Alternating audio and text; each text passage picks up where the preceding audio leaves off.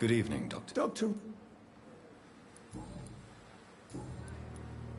I will cover for you, Dr. Tippett, by keeping what happened to Mr. Connor to myself. I don't know what to say, actually.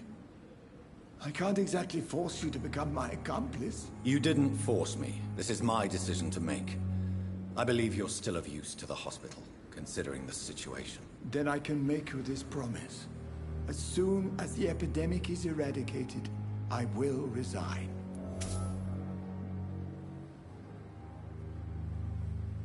I mean, you should. What will you do after your resignation? Do you have a plan? I always fancied visiting Cyprus. Such a beautiful island. I could buy a house there, by the sea. Read poetry, and wait for death. Wow. Yeah, during my first playthrough, I told Brannigan that I would cover for him, which obviously was a mistake.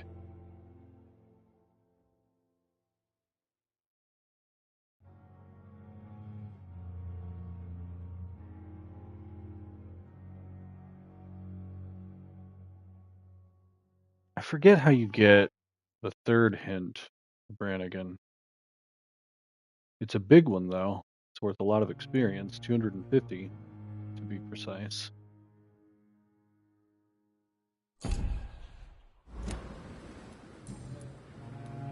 Goodbye, Dr. Tippett. Stop following.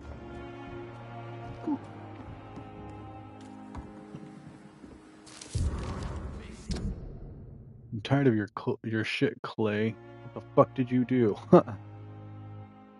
All the bloody docs are gossiping about how my husband has just got that stupid kid. How many times did I tell you to count to 20 before drawing your blade? How can we expect to do proper business and have people obey if you keep on killing everyone who dares cross you? Now rumor says some blokes from the dead's family are looking for you, and one of them even swore to kill you. Don't come home tonight. I've seen strange men patrolling the streets. They may be some commie militia or something like that sent to arrest you. Go to a safe place for a few days. Maybe go to the hospital or Whitechapel. Make yourself useful for once by checking if any business could be settled over there. When the situation is calmer, I'll send a wet boot boy so that you know to come back. She's not going to do that.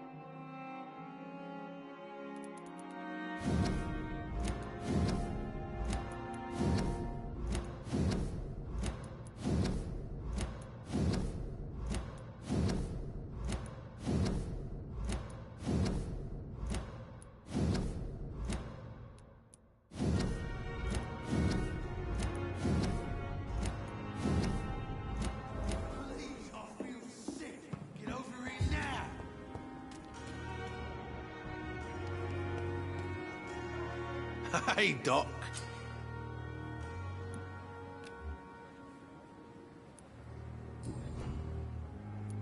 What can you tell me about your marriage, Clay? Marriage is the sweetest cage, they say. Well, I found myself locked in one with a wild animal. You mean your wife keeps you on your toes? No, I mean, we both have claws and we both love to bite. Am I right to assume your wife's letter pissed you off, Clay? I was so mad, I threw away the knife she got me when we got married. Your wife gave you a knife as a wedding present. That knife has always been my lucky charm. If I'd had it in my hand when I got stabbed on that pier, I'd not have been wounded. Do you want it back? I don't need it here, but if you'd be kind enough to bring it to me, I'd be really grateful. A grateful Clay Cox? I might just find your knife and bring it back to you to see that happen. I can give you directions, but I'll be surprised if you manage to find it. My hideout isn't meant to be found easily. A lucky charm? I never would have taken you as the superstitious type. We all have our flaws, Doc. Mine's to have my weapon of choice for when the really dirty business comes around. You're lucky to be alive, Mr. Cox. I hope you're starting to take better care of yourself. This place is full of sickness and decay. How could I get better in such a dump? Consider yourself lucky that I'm treating all of my patients equally. But don't push your luck. Don't play the innocent with me. I'm sure you have good reasons to act this way. Oh, I do. Also, weaknesses that can be exploited.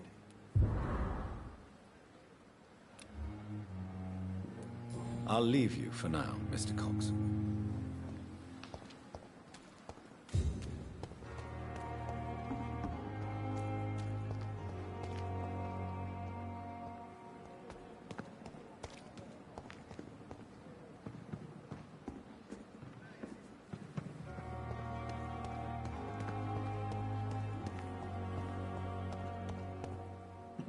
Oh, look at that. He's laying here already. Huh.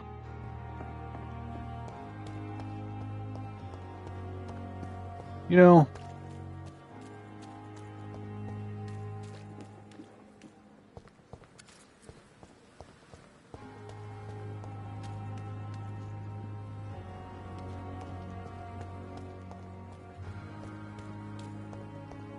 I'll let him live for now, but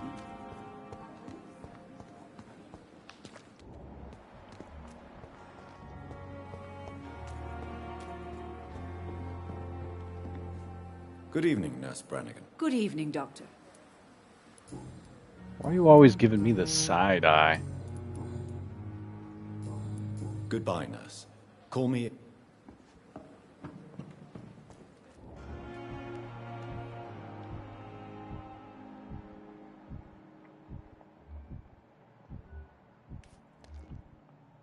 I really can't remember how to get that last hint of hers.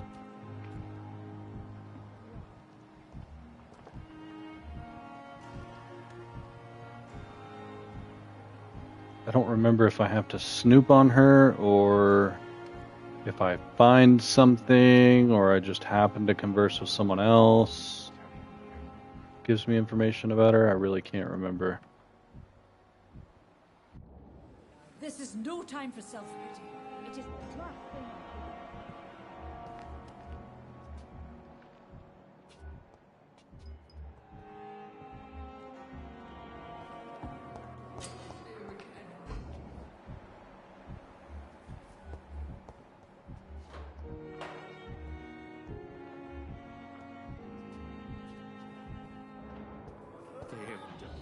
Don't worry, sir.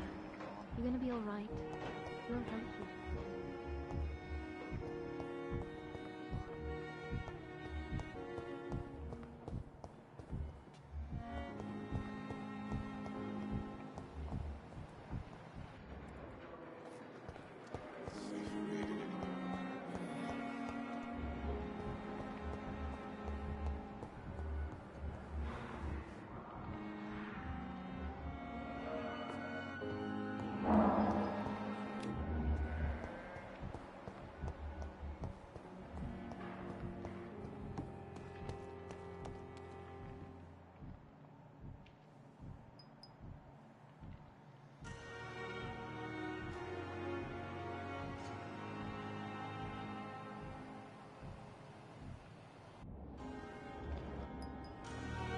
If Pembroke is still standing after this.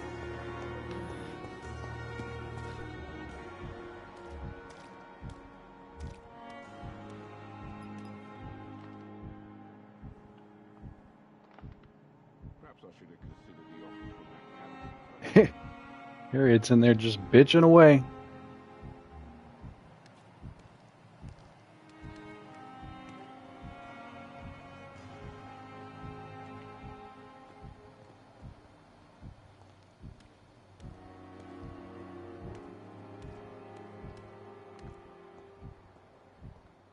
Someone's poached my blanket.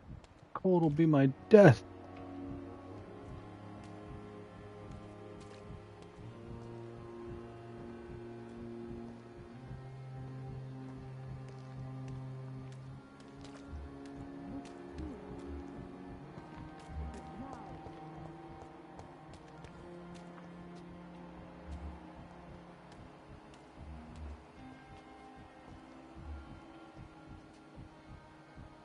I could have sworn she had like a private conversation with Tippets that I hear or listen in on.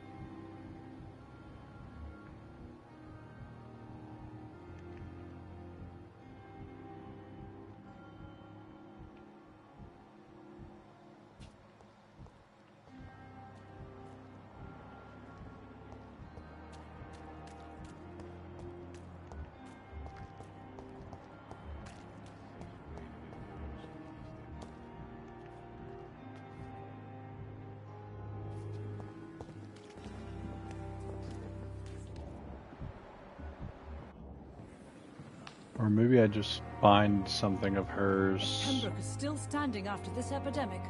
There's good reason to be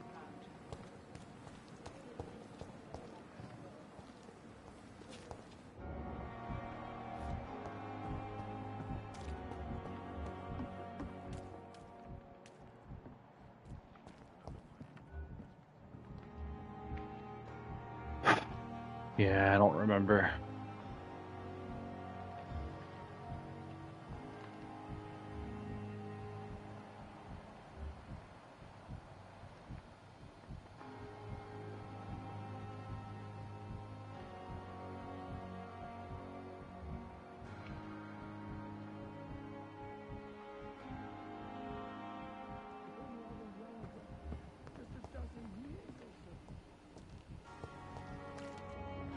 I don't know.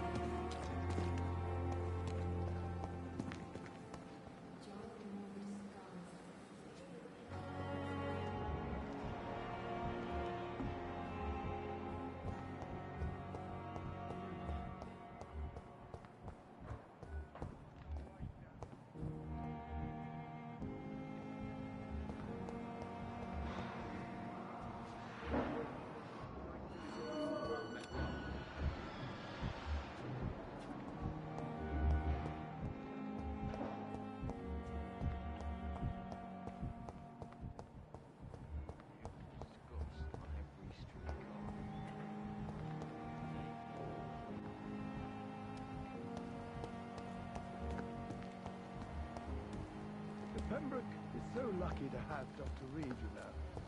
I met him in New York at the same time. I know I can count on him. I wish I could say the same for the others. You look exhausted. You're pushing yourself too hard.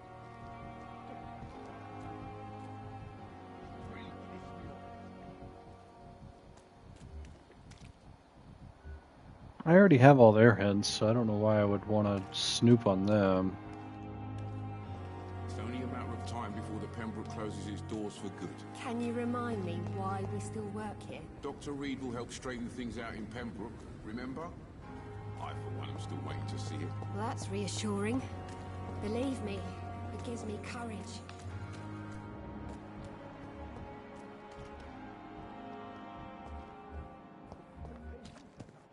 We must prove what we are capable of. I give up. Now.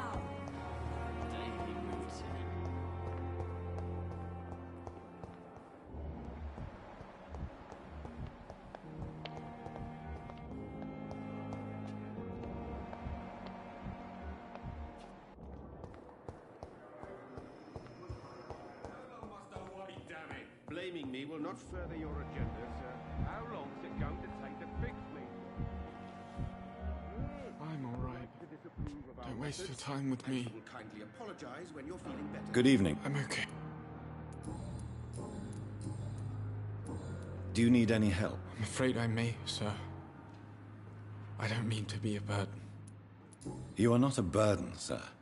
Healing you is my responsibility. And you have my gratitude for that. I have to go. Good evening, sir. Doctor.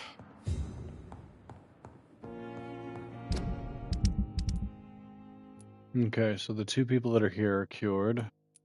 He's gonna have a headache when he gets out. Fatigue, cold, and anemia. And I don't have the resources for any of that. With you at our side, Dr. Reed, I know that Pembroke will prevail and survive this epidemic.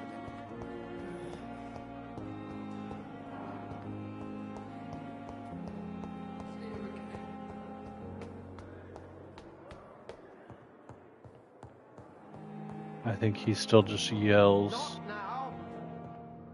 Yeah.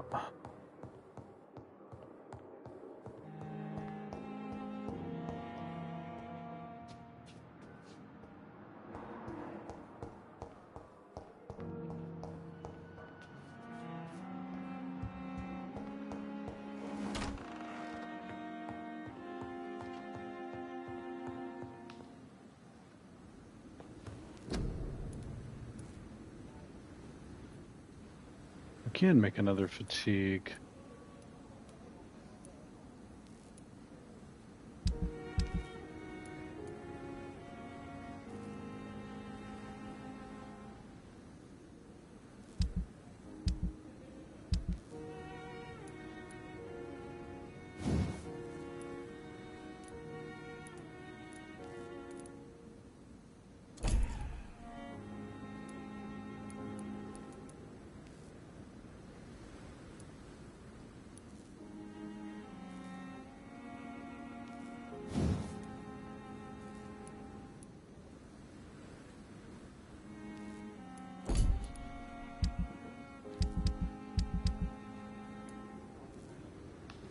Might as well, because I'm gonna need it. I just need potassium to make the cold and whatever the other one is.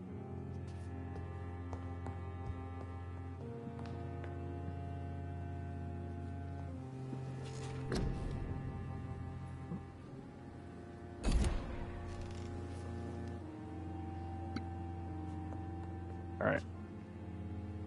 That's enough of that.